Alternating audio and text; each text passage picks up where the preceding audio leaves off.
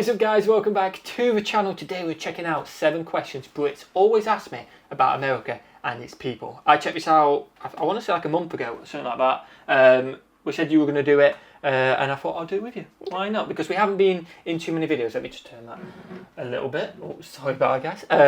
Are you ready? I'm ready. 7 questions Brits always ask me about America and its people, not his. Links in the description to the losses video. What should we do? Wait until after this video. We'd really appreciate it. Smash that button, smash the subscribe button, and let's check out the video, what we got.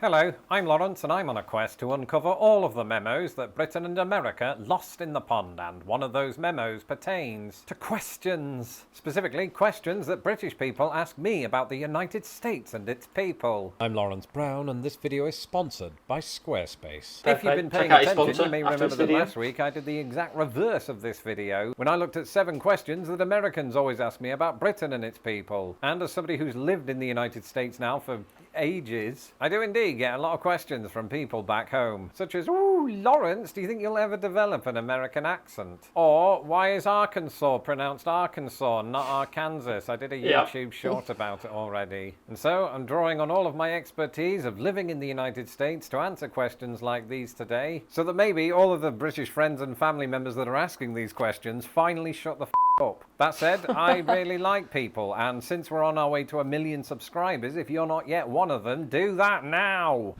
Same here, we'd really appreciate it. In the meantime, here are 7 of the most common questions that I get asked by British people about America and Americans. Number 1, why do we know the answer to this, don't we? We do. We do, we've done this one before. Americans call their sport football when they don't use their feet? Well, firstly, that's not entirely true. I mean, I think we've all seen it where a player takes the ball, puts it down, kicks it, in slow motion, that might just be in the movies, and everybody goes crazy, so it must be an important part of the sport. But secondly, I did some Googling, and I found out that it's called football because of the sports from which it's derived. See, back in the 19th century, Britain was developing a series of ball games. One of them, famously, was soccer, or to give it its full name, association football, and this was called association football because they had to differentiate it from something else called rugby football. Rugby football did indeed go by the name of rugby football, and in fact sometimes does to this day, despite the fact that they too don't use their feet unless they're kicking it over a giant H or down the field or maybe some other ways. And American style football basically took its cues from rugby football and the name stuck. Okay. Alright, this question I get a lot. Why is American bread so sweet? And we have to make a bit of a distinction here, because the bread that we're talking about is the kind of store-bought bread that you get in supermarkets that are used for sandwiches. And it's true, one of my earliest experiences in this country was raiding my mother-in-law's bread bin when I was hungry late at night. And I was really excited because, as everybody knows, there's nothing better than bread and butter at midnight. That was just me, right? But it was really sweet. Have you ever had bread and butter at midnight? I can't say I have. I feel like if you're going to have bread and butter, you're going to toast it, surely. Also, you're going to throw free chips in there, aren't you? Yeah, we also do get... Make a That's the chip point. Do Americans do chip butties like us? They don't, because I've been on Discord and made a chip butty with them, and they're like, "What the hell are you doing?" Yeah, I do remember that actually. Yeah, chip butty, by the way. I threw them off when I added ketchup. That really sent them over the edge. Yeah, but to be fair, you can add ketchup to a chip, but you don't need to. But if you're ever just randomly having bread and butter, whack some chips in the fry. I say chips, fries for you guys, some chunky fries. I could devour a chip butty right now. And put in your bread and butter. Yeah, I could actually. We ain't got any though. We've got chips. No bread. No. Shop's open Almost there. like I was having a late night dessert. And basically, this additional sweetness on American bread comes down to one word. Added sugar. That's 2 words. And it's true. As somebody who gave up added sugar a couple of years ago, I was shocked to find just how much added sugar was found in American bread. 2 grams of added sugar, which is 4%. 3 grams of added sugar, 6%. Now, there's a couple of things to add here beyond sugar. Number 1, the addition of added sugar is supposedly intentional in order to prolong the life of the bread. And, pound for pound, I have found that American bread takes a bit longer to turn green. I was a student in England, so I've got a lot of experience in this field. But the other thing to point out is not all American bread is sweet. Since giving up added sugar, I've mostly turned to sourdough or rye, some of which have 0 added sugar, which tastes great with some strawberry jam, which I've just realised has added sugar. Number 3, are you scared of all the guns? And I would say not all of them. I used to love the Super Soaker 5000. And in fact, it's a weird one, this, because while guns are definitely used to kill more people in America than they are in Britain, I don't particularly live in fear of them because, number 1, I'm an optimist. Some would say a blind optimist. And number 2, so long as you stay in the right part of town and or don't become a member of a gang, there's a good chance that you can go 16 years living in America without seeing gun violence firsthand. Now, that's I mean, when we were in America, I spoke about it as well. We never saw a single gun. No, apart from obviously like on police and stuff. Apart from police, I went to drive a shooting. In the shop, you know what I mean? But I'm talking like out in public, and we were, I think San Antonio, you can just... Whip one out. In Texas, you can just have it out. And we never even saw a hint of one. Nope. Or at least I never felt the hint of one. I don't know if you did. I was on edge the whole time, but that's just my own anxiety. No, but like you didn't feel like someone actually had one, did you? No, not like that feeling, but it was always on my mind. Always on your mind, yeah. It's just because you're quite panicky. It's just because it's me. It's the same when I leave my house. Yeah, but I guess if you've lived there for 16 years, you're just not going to think about it if you never see it. And also I feel like as well, I've lived there your whole life, it's not really something that you think about. No, if it's you know a daily occurrence, you would. But if it's not, then. But like, yeah, it's not. I guess it's not something that you worry about if this is what you're used to. Yes, America. Yes, we have guns in this country, but no, we don't see them as. Exactly. Yes, we've got guns, but I've never seen anyone shoot at somebody else, or rarely see them in the streets. It's kind of like you forget about it, I guess, isn't it? Yeah.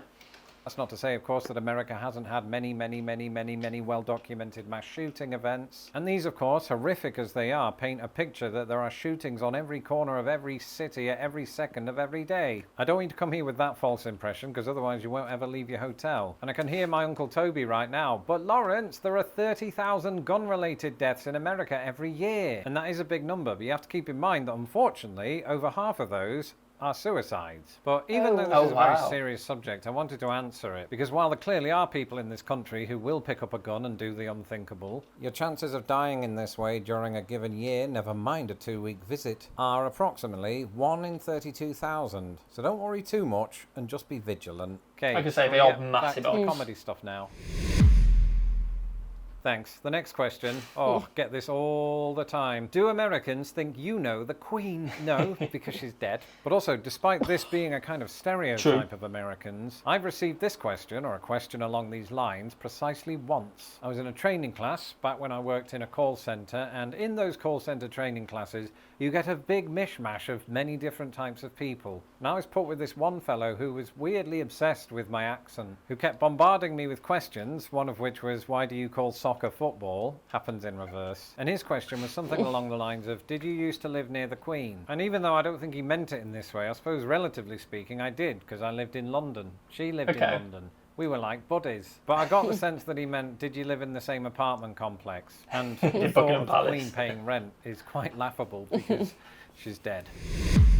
Why is it called... I do think a lot of, I wouldn't say just Americans, but people that aren't British do tend to think that if you're British that you have seen the royal family, you met the royal family. Yeah. I guess it's the same as... You live in London. I guess it's the same as going to America. Oh, you're American, you must know Trump. You must have his phone number. Do you know what I mean? I don't think many people think that though. No, I don't think they do. I'm just saying that's the equivalent, and that sounds quite ridiculous. You know what I mean?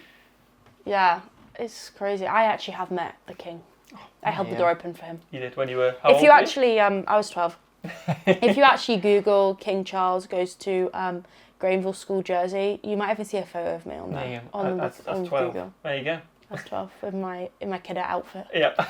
The World Series when only Americans play. And once again, that is completely and utterly a little bit false. Because it's not just American teams. There's a Canadian one as well. And secondly, I need to dispel a myth. For the longest time, it was believed that the baseball competition's name came from the fact that they were sponsored by the New York World Telegram newspaper. The assertion being that they took the word world, try saying that after 4 whiskeys, and named it that with utterly no pretension of being a global competition. But that theory has since been debunked. Instead, the real origin of the name is this. In 1903, the owner of the Pittsburgh Pirates challenged his counterpart at the Boston Red Sox to what he dubbed a World Championship Series, because at the time the Pirates were the best team in the National League and the Red Sox were the best team in the American League. And why the National League and the American League don't mean the same thing, I'll never know. But it seems like he used it ironically and it sort of just stuck and then evolved into the World Series. There is, of course, a baseball competition that does include different countries, and that is the World Baseball Classic, which is sort of like a dime store version of the FIFA World Cup, but with baseball.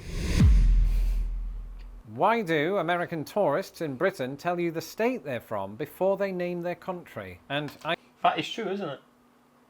Ohio, America. Yeah, but I do feel like if someone said to you, I'm from California, well, everyone knows it's in America. Yeah. But like, if someone said to me where you're from, an American said to me where you're from, obviously I'd say Jersey, but like if I was in England, I wouldn't say Rotherham, I'd say England. Yeah, no, definitely is a UK. I do feel like British people do say the country first. The country first. But America's so big, like California is pretty much its own country. It is. And the thing is, in terms of like how many people know it. Like, yeah, it's true. Yeah. It's not like no one knows Rotherham. Yeah. Like they said they're from London, England in the last Jolly video we watched. Yeah. If you're from like a big part of like London, you probably might say London. No, that makes sense. But yeah, for me, I start with Great Britain, then I go to England, then I go, do you know where France is? Yeah, just in between France and England. Pretty much. But sometimes I know where Jersey is. Like the guy. Yeah, that guy in New York. Center, He's like, oh, the Jersey Cows. He's like, yeah, Jersey Cows. We were very proud that day. Yeah, I think my personal take was that they are just proud of the state, which I think is also plays a part of it. Yeah, but also I don't think they need to define their country. Everyone kind of, I feel like it depends who you're talking to, because like, there obviously before we did this videos, I wouldn't be able to tell you all of the states. Yeah. But I feel like you pretty much... You hear the accent, they say a state... Your accent is... Yeah, I feel like the American accent is quite distinctive. I mean, I do sometimes... I've offended a couple of people by saying, oh, you're American. They're like, no, I'm Canadian. They're like, oh. I too have experience with this, because when I met my American wife over in England, my first words to her were, hi, I'm Lawrence. I was named after the actor Laurence Olivier. Isn't that impressive? But my second words to her were, where are you from? To which she answered, Indiana. And I've never asked her about that. Maybe she said Indiana because I assumed from her accent that she was from the United States, but actually when I asked her it, I remember thinking, well, you could be Canadian. I could end up looking like a right numpty if I assume your Americanness. But equally, for those of us who have a bit of geographical nous, I know from the answer Indiana that she is from the United States. The problem is, not everybody in Britain knows all of the 50 states. Not everybody in America does, come to that. So I suppose in some ways it is kind of weird, but then on the other hand, I think Americans do carry a little bit of pride in their roots, as in where they came from, not their hair, although in my wife's case, both. And so maybe it's a manifestation of that. It's sort of like when Americans go around wearing their college jumpers / sweaters, because I think it might be to Americans a status symbol. I've no idea actually why they do that. Sorry, I've just made most of that up. Let me know in the comments why you do it, if you do. Actually, there's a decent chance that you don't, because of this. There's in the comments if you do. Why don't many Americans own passports? Well, as I said in a video that I did all about this a few years ago, the answer is multifaceted. Firstly, while only 42% of Americans own a passport compared to 86% of Brits, significantly more Americans these days do own a passport than they did 30 years ago, which was approximately when I first started hearing about this stereotype. And secondly, there's this perception that America is so huge and packed with variety that you could just do all of your traveling here. And while that isn't necessarily an idea that I subscribe to, it is one that many Americans do. And because arguably way more Americans than Brits have family members and friends that live 1,000 miles away in the same country, sometimes in order to see them that necessitates that they take a holiday within the country. But it's not cheap. Yeah. You know, domestic flights can get up to $1,000. And so that would be one of the other reasons that a lot of Americans don't travel internationally, is they simply can't afford it. And I know what you're thinking, yeah, Lawrence, but isn't it also down to a lack of curiosity on the part of Americans? And I think it would be hard to argue that there isn't an element of that, but that just comes down to what they're exposed to. If you compare the news cycles of both Britain and America, the BBC reports on countries from all over the world, even countries that don't have oil. How mad is that? Whereas when America provides international reports, it's usually on countries that they have a vested interest in due to their foreign policy. So I think America just isn't exposed to other countries as much, and this is heightened, of course, by the fact that they are bordered only by Mexico and Canada. If you go over to Britain, we're bordered by the sea, but then the rest of Europe with all of the countries that come with that. Now, that's not to say that no Americans travel abroad, otherwise I wouldn't have met my wife and or moved to the United States and started this very channel. So I'm glad she did. Well, if I've learned anything today, it's that on YouTube you can talk about guns and bread in the same video. But I've also learned that I didn't share housing facilities with the Queen. Let me know in the comments what you've learned today. And if you've not... Let us know what you've learned today. That's good, that. It was good. Enjoy it. I mean, we've commented, we want to come over and do a road trip of the US, and I would happily come over 6 months and do a 6-month road trip, and every day will be different. Yeah. So it just highlights how you just don't need to go. Need to travel. Some people are fascinated by Europe and want to go, but not everyone is, and you've got so much culture in your own country. Yeah, and even like, I guess if you're interested in Canada and stuff, you've got easy access up there. Easy access there as well. Smash that button if you enjoyed, guys. Smash the subscribe button. I imagine you need a passport for Canada though. Oh yeah, you probably will. Yeah, you probably would, but still, the US is massive, isn't it? Smash that subscribe button, smash that like button. What should we do? Have a fantastic day. And we'll see you legends in the next one. Peace.